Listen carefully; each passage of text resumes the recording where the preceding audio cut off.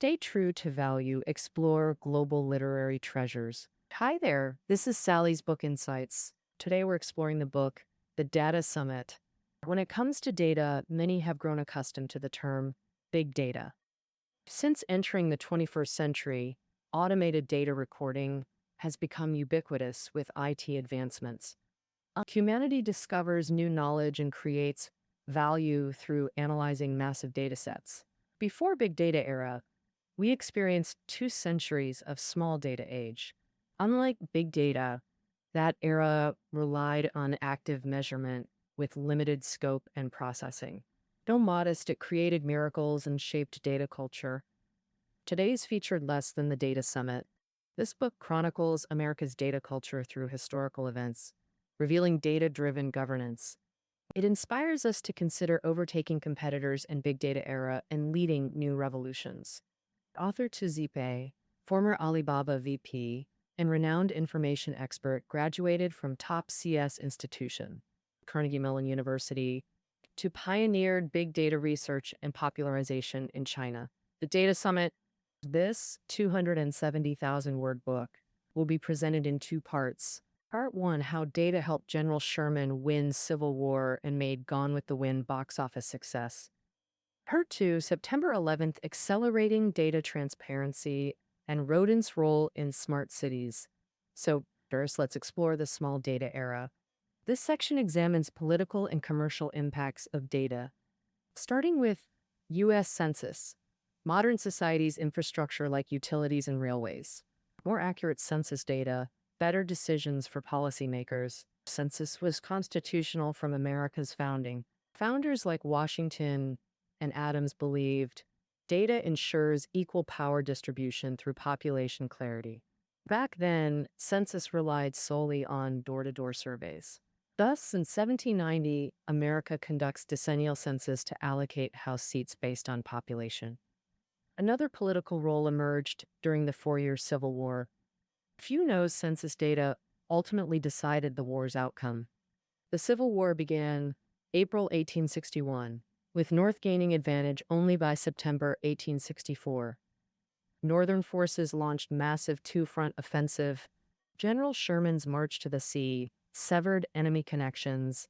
This campaign became the war's boldest strategic move. No supplies, rapid lightning warfare tactics. 60,000 troops marched 400 kilometers from Atlanta to Savannah in 5 weeks. Captured Savannah while plundering Zoltushontem. How dare Sherman penetrate south without supplies? The answer lay in comprehensive regional data. Daily data analysis covered county-level resources, farms, livestock, taxes, calculating resource sustainability per location. Data sources, recent census and agricultural surveys. It's strategic resource targeting, Georgia counties systematically. Data-enabled military innovation.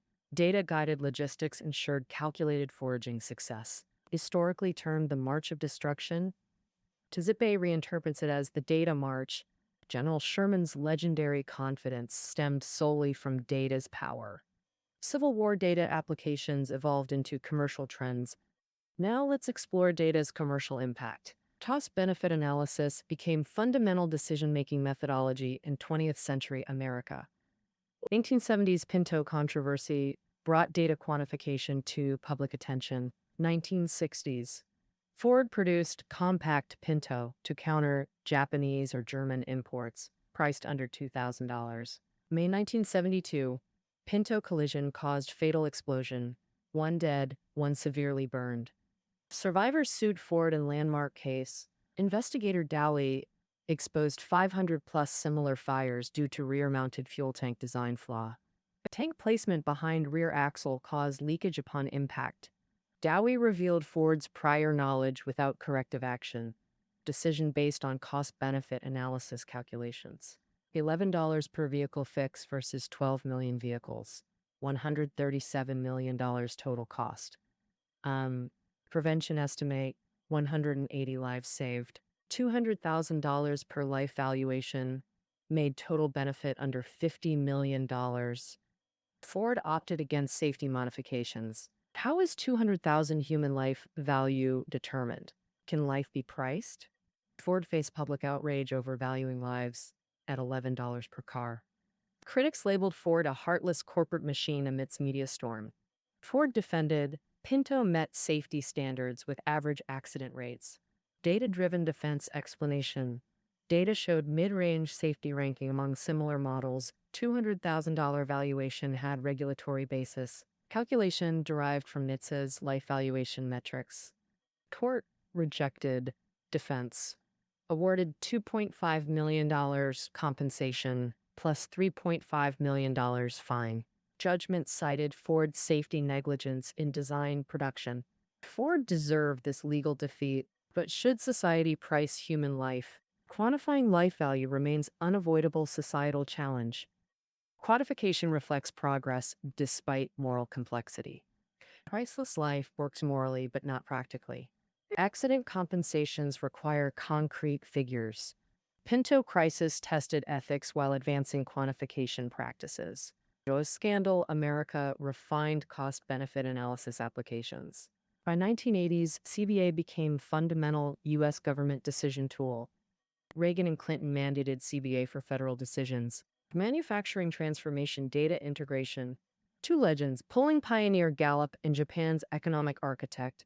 Damning. First, statistics maestro George Gallup, creator of two groundbreaking achievements. First event, 1936 presidential election between Roosevelt and Landon.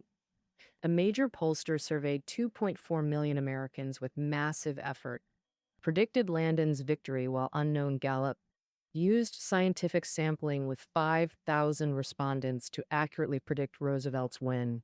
0.2% sample size outperformed 2.4 million surveys, shocking the nation. Secret weapon, scientific sampling methodology, sample allocation based on demographic ratios, age groups, occupations, tailored survey methods, phone, mail, in-person interviews, precision through proportional representation, and targeted approaches. Political success led to Hollywood expansion. Next achievement became statistical textbook classic, predicted less than Gone with the win box office pre-production. Astonishing prediction reveal. Borgas, 56.5 million viewers, seemingly impossible for 130 million population. Skepticism met his claim of half America watching one film. Actual tickets sold, 59.97 million, near 6% margin of error. How did he achieve this prophetic accuracy? Pre-production survey revealed critical data. While Gone with the Wind sold thousands, 14 million had read shared copies.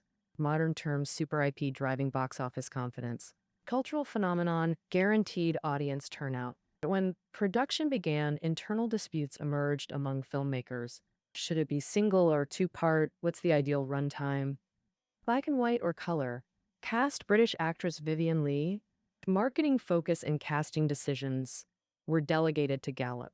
After 2-year national survey, Gallup recommended two-part structure with 238-minute runtime. 60% preferred color. Vivian Leigh supporters doubled opponents. Book-inspired posters. Producers adopted nearly all recommendations.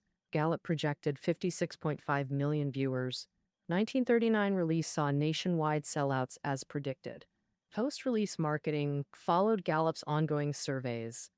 Youth-focused screenings used romantic posters over historical themes. Data-driven decisions propelled the film to legendary status. Adjusted for inflation, it remains the highest-grossing film